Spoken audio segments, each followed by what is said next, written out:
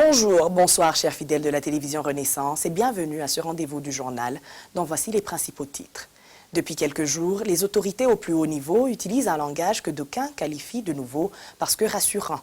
Mais les actes sur le terrain sont tout le contraire de ce langage, à l'image des actes perpétrés à l'encontre des membres du parti CNL, dont le président Gwassa Agaton appelle à l'arrêt de ce harcèlement. Les organisateurs du concours East Africa Got Talent viennent de réagir à la polémique de la participation d'un groupe de jeunes tambourinaires burundais à ce concours. Selon eux, ils n'ont enfreint aucun règlement, étant donné que c'était des groupes et des individus qui sont conviés indépendamment de leur pays d'origine. Les détails de ce journal dans un instant.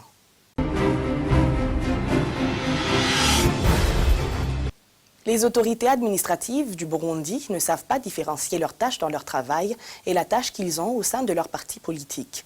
C'est le constat d'Agaton Gwassa, président du parti CNL, dans une réunion organisée pour les présidents des partis politiques.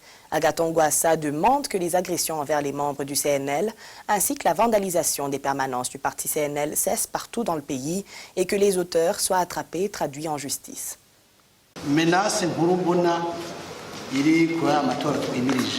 Les menaces les plus graves que je vois dans les prochaines élections, c'est l'intolérance et la diabolisation que quelques gens vont utiliser. Et à côté de cela, il y a certaines autorités qui ne savent pas se distinguer des partis politiques auxquels ils appartiennent. Quand il y a un problème, ils ne sont pas neutres ou parfois, ils ignorent ce qui se passe. Ou bien, au lieu de prendre des décisions qui réconcilient les gens, plutôt, ils prennent des décisions qui divisent les gens. Il y a des situations qui se répètent chaque fois. On se demande si le travail des institutions est absent. Ici, je peux dire concernant les violences qui se font sur les membres du CNL. Hier soir, il y a eu la destruction de notre permanence dans la commune de Burambi. C'était prévu que l'inauguration de cette permanence en date du 15 août, mais l'administrateur a fait semblant pour qu'on n'inaugure pas notre permanence. Parfois, il évoque des lois qui n'existent pas. Il parle parfois des lois, mais en réalité, qu'est-ce que ces lois disent sur ça? Ce qu'ils considèrent comme des lois, ce sont leurs pensées et leurs idées. Il y a quelques administrateurs qui vont être punis. Je cite par exemple l'administrateur de la commune de Bwambarangwe.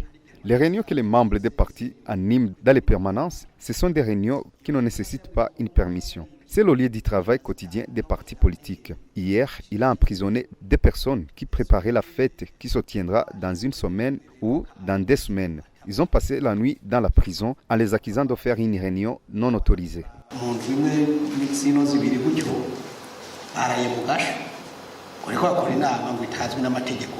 Au Burundi, les partis de l'opposition sont considérés comme des groupes rebelles. Ceci à cause du mauvais passé qu'a connu le pays. Telle est l'analyse d'Évariste Ndayishimiye, secrétaire général du CNDD-FDD. Selon lui, les politiciens doivent avoir un bon comportement pour que ce passé puisse être oublié. Suivez.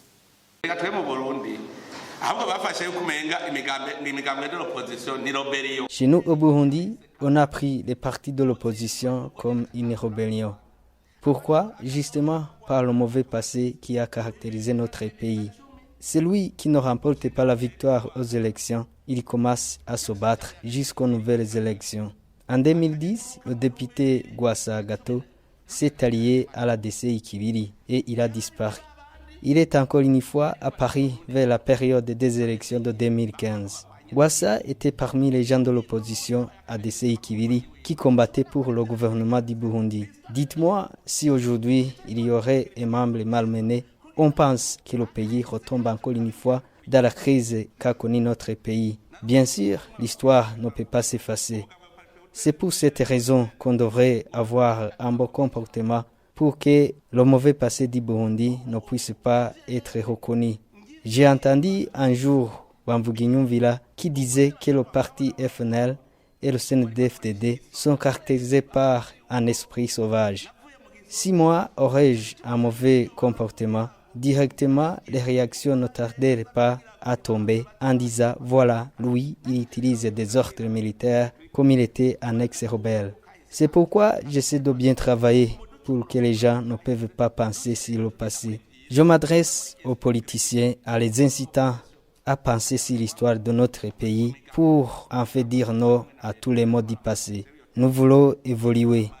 Quand nous disons parti de l'opposition et contre le pouvoir, c'est un langage honteux. Je sais bel et bien que c'est ce mauvais comportement qui est à l'origine de la crise burundaise celui des représentants du gouvernement aux institutions. Pour les gouverneurs de province, il n'y a pas de souci. Mais pour les administrateurs, ils se montrent plus autoritaires. On demande qu'ils soient punis, les administrateurs qui n'exercent pas bien leurs fonctions. Le gouverneur ne peut pas continuer à bien travailler si l'administrateur travaille mal.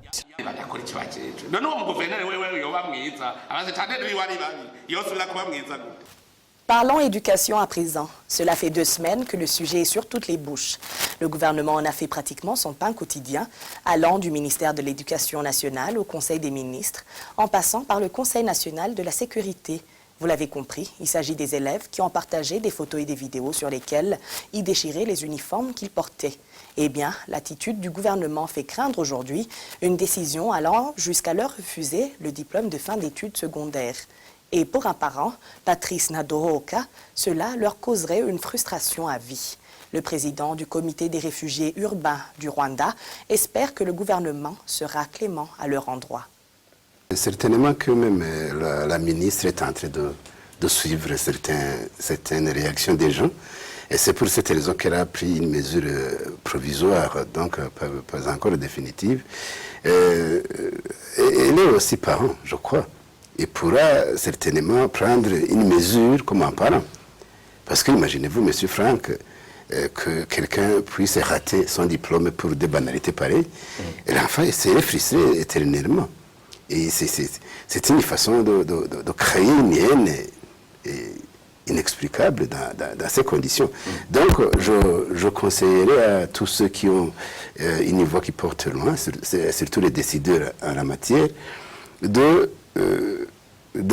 penser à l'avenir de ces enfants et surtout de prendre des mesures qui ne soient pas trop dures pour l'intérêt de la nation et surtout de considérer l'attitude de ces enfants par rapport à leur âge. Ça pourrait aussi permettre à la ministre de comprendre cette réaction en tant que parent. Page économie avec cette brève. Les conséquences du manque de liquidité dans les banques burundaises se font déjà sentir. C'est le cas de la bourse des étudiants de l'Université du Burundi, qui n'est pas encore sur les comptes de ces derniers. Selon un communiqué sorti ce vendredi par la représentation des étudiants, le retard est de 1 à 3 mois selon la catégorie des boursiers. Mais selon le même texte, la bourse sera disponible la semaine prochaine.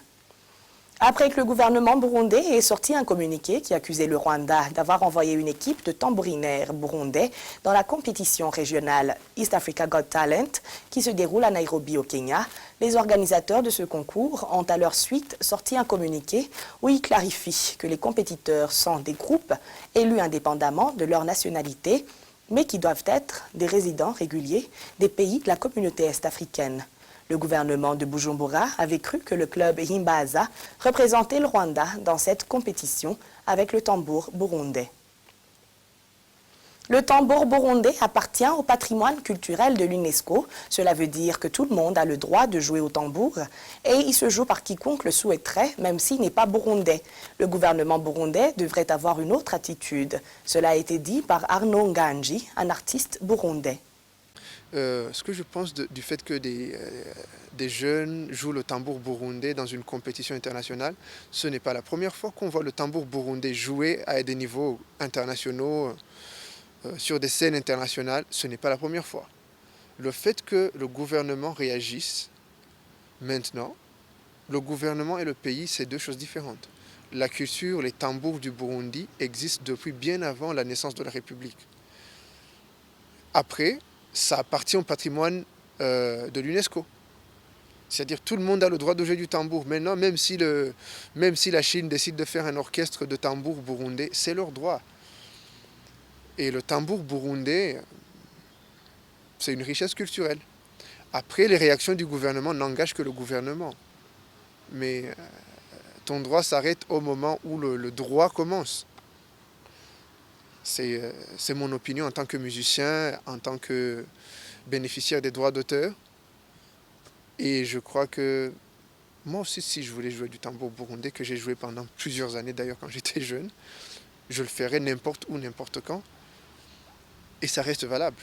Du moins, la loi le permet, le droit le permet. Arnaud Nganji dit aussi que s'il arrive que le groupe de tambourinaires remporte la compétition East Africa Got Talent, ce sera leur victoire individuelle parce qu'ils ne sont pas partis représenter leur pays, le Burundi, mais ils y sont allés en tant que Himbaza Club. Si jamais ces jeunes qui sont en train de jouer à East African Got Talent gagnent, bon, on a été clair avec l'entreprise et elle a annoncé que tout le monde participe à un niveau individuel.